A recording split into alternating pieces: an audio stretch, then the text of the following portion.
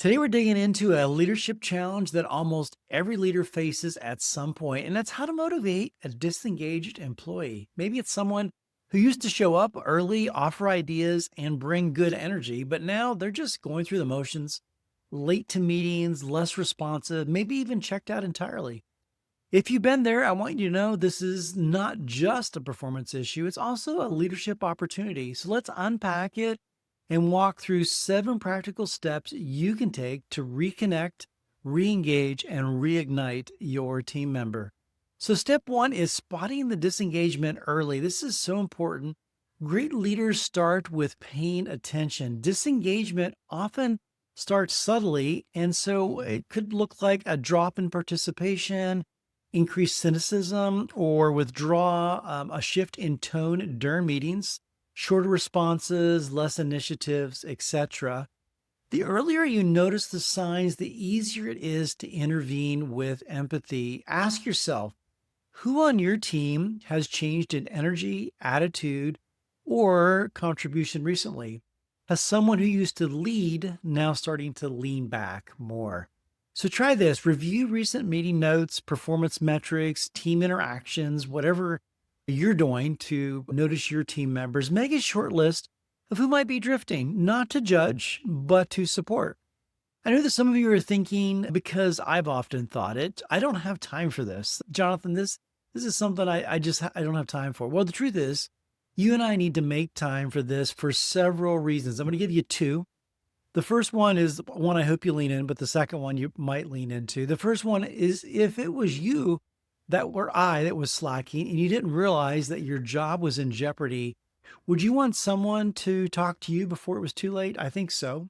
But if that's not a good enough reason, let's go with the second one. The fact is that keeping current employees is way cheaper than hiring somebody, not to mention the stress that you're going to have of covering this position until you actually fill it. So, whatever your motivation, I'd encourage you to take time today to start looking at who's possibly disengaged. Number two, understand the reason why behind the disengagement. Here's the truth.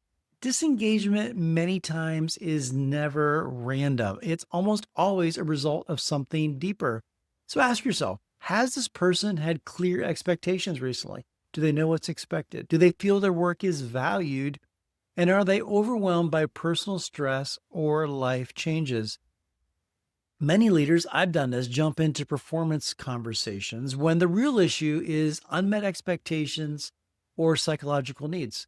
Often you're going to find out that it's not laziness, it's actually exhaustion, confusion, or feeling unseen. So, a leadership reflection point on this one: when was the last time you asked this employee that you had from the last point about how they're doing, not just what they're doing?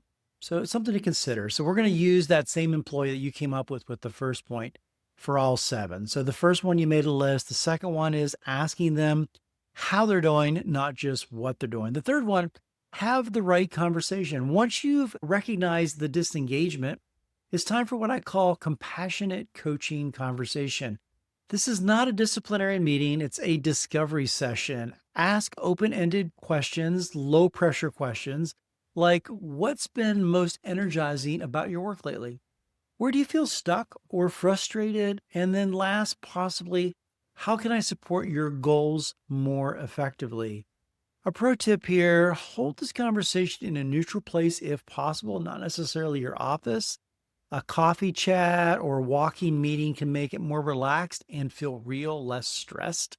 You do want to make it clear this isn't about blame, it's about curiosity. So, an action step with that employer: schedule this conversation within the next 48 hours with the person you're concerned about. Number 4, reconnect their role to purpose. Fuel is connection. So, purpose is the fuel. Without it, people burn out. As leaders, we often assume people see how their work matters, but most of the time they actually don't. Take time to recast their role to the bigger story.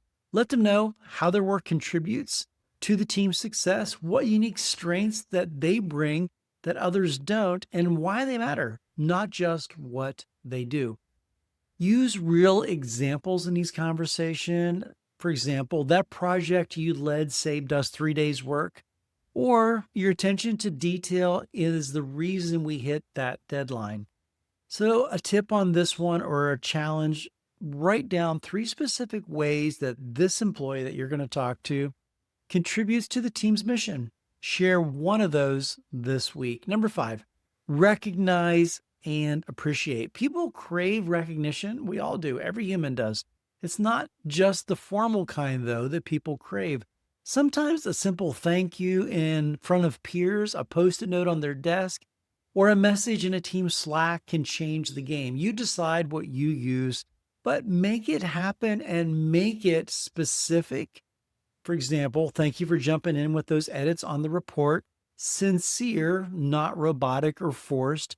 And three, consistent. Recognition should be part of your culture, not just a reaction to disengagement.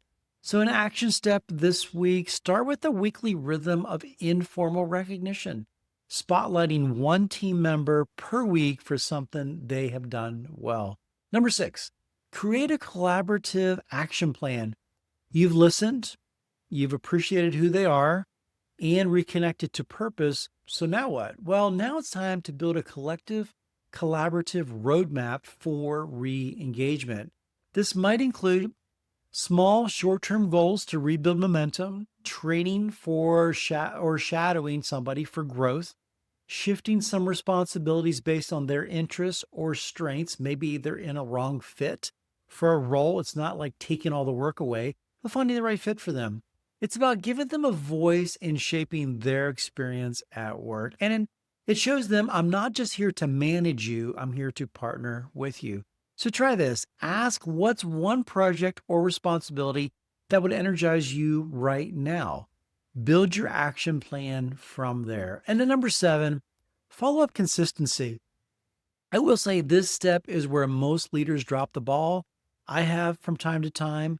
You might have the conversation and it goes well, have a solid plan, and then nothing happens. You move on to the next project, which is normal, but follow up is what gives and proves that you're serious. So set a cadence, whatever that is for you. Here's an option, possibly a weekly 15-minute check-in, a monthly development conversation, or quarterly feedback loops. Whatever it is, set that up. Use these check-ins not just to assess project progress, but also ask some key questions. How are you feeling about the work? What's something that could make your day-to-day better right now? Why? Well, you want to connect, but it also draws back to kind of the first disengagement. If you're asking these questions, you're going to notice that they're falling back into disengagement quicker than if you don't ask these questions. So a challenge for you, set up a recurring check-in on your calendar now. Don't wait until disengagement returns. Here's just a bonus thing for you, what to avoid when trying to motivate a disengaged employee. So there are three common mistakes that people make. So don't do these three things. Try not to do them. Don't assume laziness. There's always a backstory. It's easy to assume they're just being lazy. Dig deeper. What's the backstory? Two, don't offer vague encouragement. You've got this? Sure. Easy to say, not helpful. It's not the same as I see how hard you're working on that client report, great progress. And even if you need to add something onto that, like what else do you need to get to move on? Be specific. And then number three, don't forget to follow through. Broken promises kill trust faster than silence. So to wrap this up, motivating a disengaged employee takes more than pep talk. It takes curiosity, courage, and consistency. You have to see the person behind the performance. You have to ask the questions others are too busy to ask. Be the leader that you want to be, and you have to be willing to lead with heart, not just with tasks. If you do that, disengagement can become one of your greatest leadership wins for your employee personally and for your organization. I've created a free, simple toolkit for you to do this. There's a link in the show notes for that. So that's helpful for you. Download that. It's several pages long. If this video added value to your day, hit like and subscribe. Drop a comment. How have you worked with disengaged employees? How have these 7 steps helped you?